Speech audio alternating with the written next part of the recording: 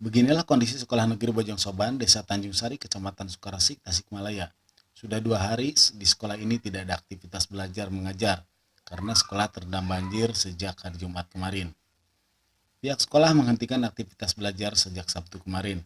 Bahkan sebelumnya ketinggian air mencapai 1,5 meter. Selain merendam sekolah, banjir juga merendam fasilitas belajar lainnya seperti bangku dan buku-buku. Aman sih. Sekar. Sekolah kenapa nggak sekolah? Karena banjir. Banjir. Sekolahnya nggak bisa dipakai. Kata ibu guru gimana katanya? Libur aja. Libur aja. Belajarnya di mana?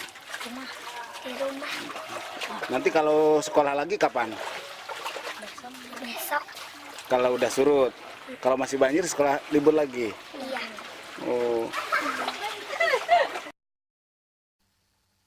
Banjir dari luapan air Sungai Cikidang Citandu ini juga menyebabkan pelayanan di Puskesmas Pembantu Desa Tanjung Sari juga lumpuh.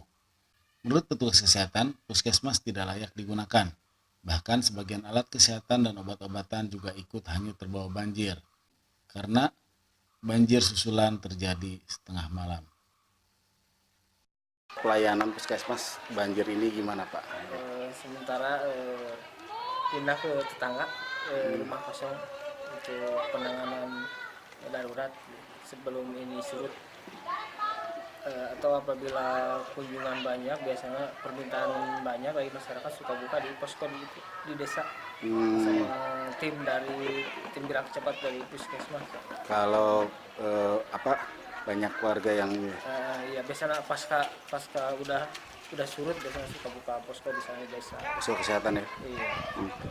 Jika ada pasien darurat, petugas menggunakan rumah kosong yang ditinggal warga untuk melayani kesehatan. Jika pasien banyak, terutama serangan penyakit pasca banjir, petugas akan membuka posko kesehatan di balai desa. Warga berharap ada upaya pemerintah dengan membuat tanggul agar banjir langganan ini tidak terus menghantui warga. Tim Bewara TV.